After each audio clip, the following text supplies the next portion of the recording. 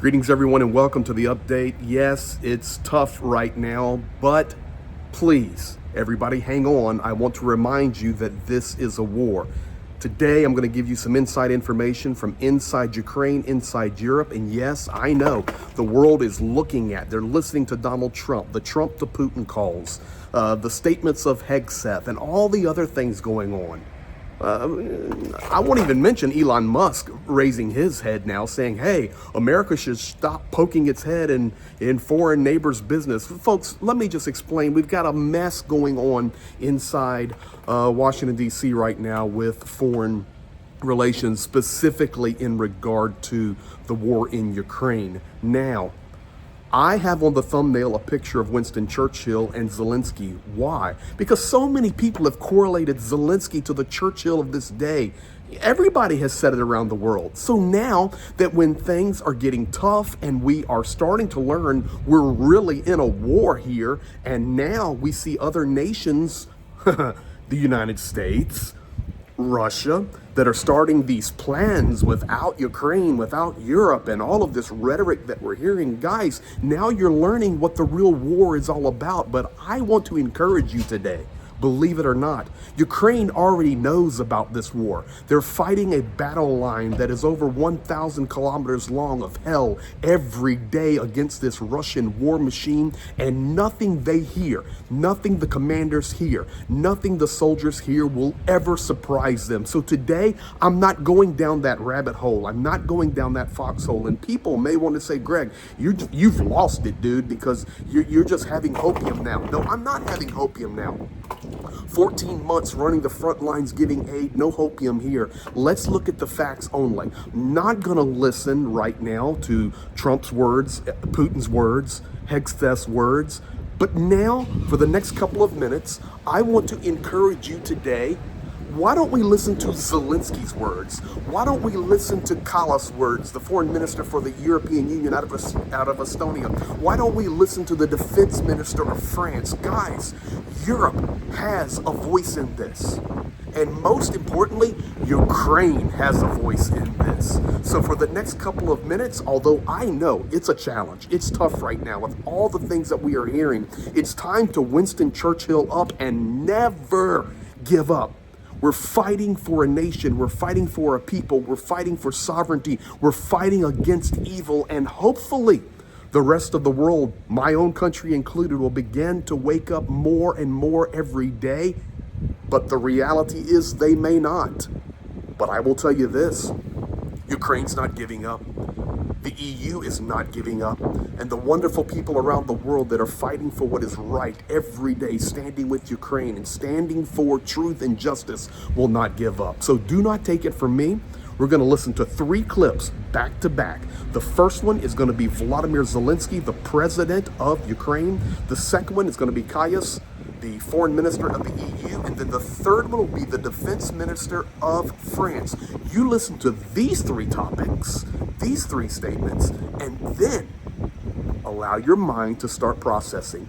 You see, guys, what Vladimir Putin actually wants is Ukraine to completely capitulate at this moment. The rhetoric from Trump, the smirking from Putin. Complete capitulation is what Russia wants on Ukraine. But my dear friends, it's not going to happen or be that easy. Never give up. Here's Volodymyr Zelenskyy. He knows my thoughts. We're at war. Putin's against us, and he knows that. In our conversation, he didn't say that Putin and Russia were priorities. Today, we trust these words. For us, it's crucial to keep U.S. support, to maintain America's backing. But it's also important that I noted during our talk yesterday, we've already had 3 conversations with President Trump. So I don't see this call as prioritizing Russia first, though it's unpleasant anyway, because you know how Ukrainian society, all of us and Europeans, react to this. First of all, Ukraine, and nothing can be about Ukraine without Ukraine, and that's why we talked with him. It was a very good conversation. We talked about everything, including North Koreans. He was surprised and said he was amazed that we built such an advanced drone system and technological platform with about 200 enterprises. He understands what is happening and that we are number 1 in the world, or one of the first. But I told them that Iran is not very far from us, and this is a great danger. They are also heavily involved in drone production, and therefore it is crucial for us to stop Russia. I understand everything if calls are just calls, but meetings are a priority for us, Ukraine, America. Only after such meetings and working out a plan to stop Putin, I think it is fair to then talk to the Russians. This is also very important for us today, even if it doesn't sound like it yet, but we know our position with the Europeans, yes.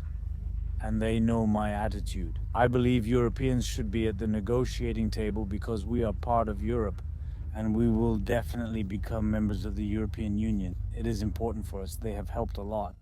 It is clear that any deal behind our backs will not work.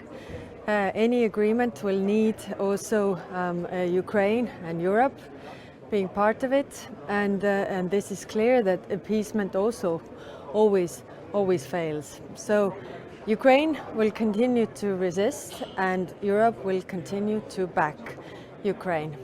Is the US listening? Well, you need Europe and Ukraine to also implement the agreement. So without us at the table, you can agree on whatever, but it will just simply fail because of the implementation is not there.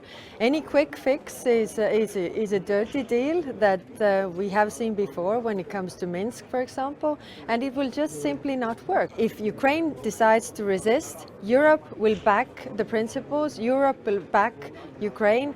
Yes, with 20% less if US decides to withdraw, but still, Ukraine will defend the principles of sovereignty, territorial integrity, and the principles that also Europe stands for, and we are there together.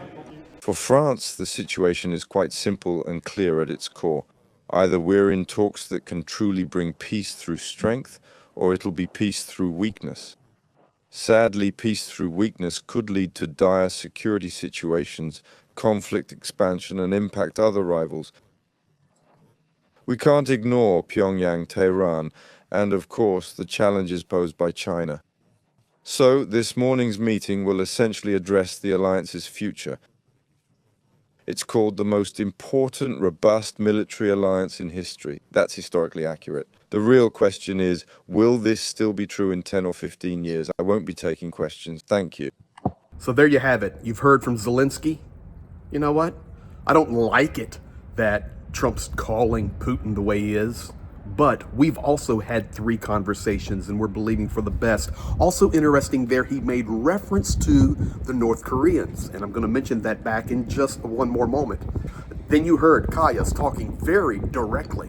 You're not going to talk about Ukraine without Ukraine there. You're not going to talk about Ukraine without the European Union there. We are in this equally with our friend nation, Ukraine. So don't even try it. And then you hear the defense minister of France coming out and saying the same thing. What about this great North Atlantic Treaty Organization, this great defense alliance, the greatest in the history of the world? And it is. But we cannot minimize the Chinas, the North Koreas, the Irans, and of course, Russia.